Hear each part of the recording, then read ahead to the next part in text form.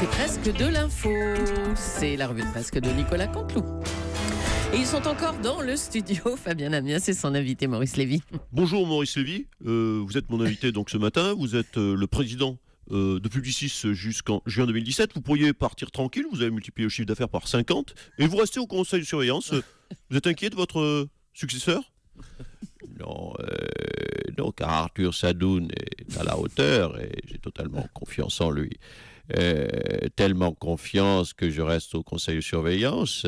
Il a encore beaucoup de choses à apprendre et il peut être, j'en suis convaincu, un formidable président stagiaire. Alors, il y a beaucoup de jeunes prometteurs, une jeune génération qui sont brillants. Je pense à Arthur Sadoun, votre successeur, 45 ans, Alexandre Bompard, président de la FNAC, 44 ans, Fabien Amias, 44 ans, Emmanuel Macron, moins de 40 ans. Cette génération prometteuse, vous la soutenez, Emmanuel Macron? Vous le soutiendriez, par exemple, par rapport aux jeunes générations, comme également Benoît Hamon? Écoutez, je prends note de l'élection de M. Hamon avec son revenu universel minimum, son rhume. Je pense qu'il va enrhumer la France entière. Oula, alors là, je tiens un scoop, là. Donc, ça veut dire que vous ne soutiendriez pas Benoît Hamon. Donc, le président de Publicis ne soutiendrait pas Benoît Hamon. Alors ça, c'est un vrai scoop, là, je le note, c'est mon premier scoop. Alors, quel conseil de com donneriez-vous aux futurs candidats à l'élection présidentielle française, monsieur Lévy? Être vrai. Bon, alors là, je crois que je tiens mon deuxième scoop. Être vrai, voilà, être vrai. Bon, ça veut tout et rien dire. Bon, je sais pas ce que je vais foutre avec ça, mais bon, je le note. Voilà, enchaînez, Julie, Thomas, merci. C'était parfait. Et tout a été dit tout à l'heure en plus. Merci à tous les deux. Et ce matin, on va retrouver Stéphane Bern. C'est lui qui est avec nous. Bonjour Stéphane. Bonjour mes chers voisins. Je vous ai déjà dit un mot tout à l'heure, vous l'avez noté. Vous avez vu les dernières nouvelles d'oncle Donald? Bah oui, il vient d'interdire l'entrée aux États-Unis des ressortissants de 7 pays musulmans. Alors écoutez, je suis tout à fait rassuré, moi, parce que Donald Trump disait, n'est-ce pas Raphaël, Louise, il disait pas mal de conneries, mais là je suis rassuré parce qu'il en fait aussi. Non, en fait, j'y pense, les musulmans devraient dire merci Donald, parce que c'est dangereux pour eux l'Amérique en ce moment. Pourquoi vous voulez parler de la fusillade à la sortie d'une mosquée? Ça s'est passé en Amérique du Nord, au Québec, mais on est tout près des États-Unis, c'est ça, vous faites allusion? Mais très bonne analyse, Julie, tout à fait, en interdisant les États-Unis aux ressortissants musulmans, Donald Trump les protège. C'est une façon de dire aux musulmans, mes électeurs sont tellement cons qu'ils vont vous tirer dessus. Donc, merci, oncle Donald. Voilà. Bon, allez, ça se défend. Personne n'a oui. la bonne lecture en long. Allez, on passe au titre, Stéphane. Allez, c'est on parti. vous écoute. Tradition du parti, le couple Fillon a été entendu par la justice. Il faut voir le bon côté des choses, moi je le dis. En se montrant dans un tribunal, François Fillon va récupérer les voix des sarkozystes, quelque part, en positive. C'est ça. Bang bang, l'ancien chef du KGB qui prétendait détenir la sextape de Donald Trump a été retrouvé mort à l'arrière de sa voiture. Du coup, alors voilà, moi, puisqu'il flingue tout le monde, moi j'ai pas peur de le dire. Donald, ton décret sur les étrangers, c'est super, voilà, bravo Donald. Oui, qu'est-ce qu'il y a? Pourquoi vous regardez comme ça au studio? Oui, je sais, c'est un peu lâche. Un peu, oui. Oui, écoutez, si Donald il passe en mode exécution, je préfère faire gaffe quand même, voilà. Bravo Donald, je le redis. Sextape toujours, l'homme qui détenait la sextape de Donald Trump a donc été retrouvé mort. Nous venons de le dire si vous avez écouté cette émission attentivement. Quant à l'homme qui détenait la sextape de François Hollande, il a été retrouvé Premier ministre. Il est fort ce Cazeneuve. Fulgurance de Miss, Cocorico, oui Laurent, oui Louise, oui Thomas, oui la nouvelle Miss Univers est notre ancienne Miss France et elle s'est dite, je cite, honorée de représenter l'univers. Ah ouais. Si. Alors, est-ce le décalage horaire? La finale était aux Philippines, elle avait la tête en bas, le cerveau n'était pas irrigué, on ne sait pas. On ne sait pas.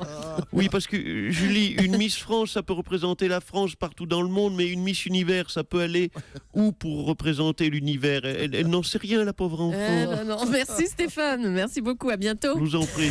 Benoît Hamon et Jean-Luc Mélenchon vont-ils s'allier? En tout cas, des voix à gauche s'élèvent pour que les deux hommes se mettent autour d'une table. Oui, d'ailleurs, à ce propos, bonjour Mme Julie, bonjour à votre assemblée. Jean-Vincent Placé, bonjour, il y avait longtemps. Oui, mais écoutez, c'est gentil de le noter, ça veut dire que quelque part je vous manque. Écoutez, je voulais dire d'ailleurs, profiter de votre antenne pour dire à Benoît et à Jean-Luc que j'ai la plus grande admiration pour des gens qui défendent autant les valeurs de la gauche, hein, et que si besoin, je peux devenir ministre, moi, dans leur futur gouvernement. Voilà, j'ai acheté une écharpe rouge, une veste col Mao, je suis prêt, hein, oui, je peux même... Oui, c'est la lutte finale. C'est bizarre parce qu'on vous aurait plutôt vu soutenir Emmanuel Macron, vous, monsieur Placé. Oh bah écoutez, Emmanuel Macron est bien sûr un homme intéressant, hein. Je me tiens d'ailleurs évidemment à sa disposition s'il a besoin s'il a besoin d'un ministre. J'ai d'ailleurs, j'adore moi porter le costard cravate sur mesure et d'ailleurs je suis en marche. Hein. Marche, oui, merci patron, merci patron, merci patron. Très bien. Allez, merci à vous, monsieur Placé. On va parler maintenant de François Fillon. Alors Fillon, bien sûr. François Fillon, là, je rebondis sur le nom de François Fillon, parce que si François Fillon est élu et qu'il n'a pas envie de chambouler toutes les administrations, ce que je peux comprendre, eh bien écoutez, je peux travailler avec lui en bonne entente. Oui, ça va aller, oui, monsieur Placé. Non, mais excusez-moi, c'est juste qu'il y a tellement de gagnants possibles dans cette élection présidentielle, on ne le dira jamais assez, que je ne sais plus où donner de la langue. Hein, vous savez, il y en a qui contestent, qui revendiquent et qui protestent. Moi, je ne fais qu'un seul geste, je retourne ma veste. Voilà, très bien, monsieur Gavrol, c'est pas moi qui l'ai dit, c'est vous qui l'avez dit. On a bien compris, merci monsieur Placé. La droite fait front pour défendre son candidat, François Fillon. Hier, c'était Jean-Pierre Raffarin sur cette antenne. On va en parler avec Nicolas Sarkozy. Bonjour, monsieur Sarkozy. Non, pas Nicolas Sarkozy. Quoi? Maître Sarkozy, s'il vous plaît. Maître Sarkozy. Avocat de François Fillon. On est obligé de le défendre à droite. Vous savez, il n'y arrive pas tout seul. Alors, la défense de François Fillon ne va pas être simple. Hein. Il a fait travailler sa femme, mais également ses 2 fils. C'est un petit peu compliqué à justifier tout ça. Écoutez, et alors, François Fillon, il faut vous le dire, il est très famille. Voilà, c'est comme ça, il est très famille, c'est pas nouveau. Il a réussi le plein emploi, voilà, pour sa famille et sans bosser. C'est fort quand même, le plein emploi. Hein. Allez, hop, Fillon acquitté. François Fillon, qui a regretté l'absence dimanche soir à son meeting parisien de son ami Nicolas Sarkozy. C'est étonnant ce changement dans vos relations. Mais qu'est-ce qu'il y a de surprenant, Mme Julie, toujours à chercher la petite bête. Mais voilà, aujourd'hui, François, c'est mon copain d'affaires. Voilà. C'est vrai qu'avant, sur ce sujet, je le trouvais un peu coincé. Maintenant qu'il a des casseroles, je me sens plus proche de lui. Je me rends compte qu'il est humain. Oui, c'est ça. Vous le défendez, mais on imagine que vous buvez du petit lait en même temps. Oh là, mais quelle vilaine pensée, Madame Julie. Hein? Moi, j'ai de la peine, vous savez. Puis surtout, j'ai mal à ma France. En fait, est-ce qu'on imagine le général de Gaulle entendu par la police? Allez, c'est reparti. Est-ce qu'on imagine Napoléon au parquet financier? Est-ce qu'on imagine Louis XIV, monsieur Enthoven, en cellule de dégrisement? Attendez, mais il n'est pas en cellule de dégrisement, François Fillon. Pourquoi Oui, excusez-moi, mais ça va pas tarder. Hein, parce que, franchement, Laurent, avec ce qui lui tombe sur la tronche et ce qui arrive ensuite, parce qu'il y en a qui va arriver demain, il va avoir que l'alcool pour se consoler, moi je dis. Hein. Merci, monsieur Sarkozy. Je connais la musique. Merci d'être passé nous voir. François Fillon, qui a beau jouer l'offensive, certains ténors de la droite sont inquiets. Est-ce qu'il va pouvoir aller jusqu'au bout? C'est bien fait pour eux. Voilà, pour les voter Sarko. Hein, avec Sarko, on était tranquille. Madame voilà ce que Chirac, bonjour. Bonjour, jeune fille. Quelle erreur monumentale a fait le peuple de droite quand il a choisi ce bigot neurasthénique de François Fillon. Oula. Avec Sarko, on n'aurait jamais eu ce genre de problème, monsieur Soto. Pardonnez-moi, mais les affaires touchent pas mal aussi Nicolas Sarkozy. Oui, non, mais écoutez, les gens s'en foutent parce qu'avec Nicolas, ils sont au courant depuis 20 ans. Voilà.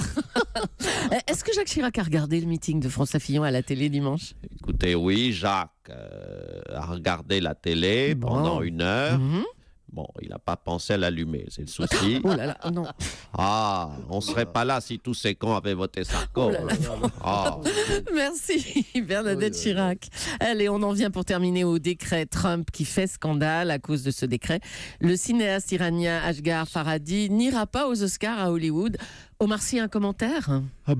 C'est n'importe quoi ce qui se passe. Et il y a pire encore, les cinéastes français non plus, ils iront pas aux Oscars. Ah, parce que Donald Trump va pas les laisser rentrer? Non, parce qu'ils ont des films tout pourris. Merci Nicolas Canteloup. Ah mais Samuel Etienne est encore là. Samuel, vous m'entendez? Eh oui, je suis partout.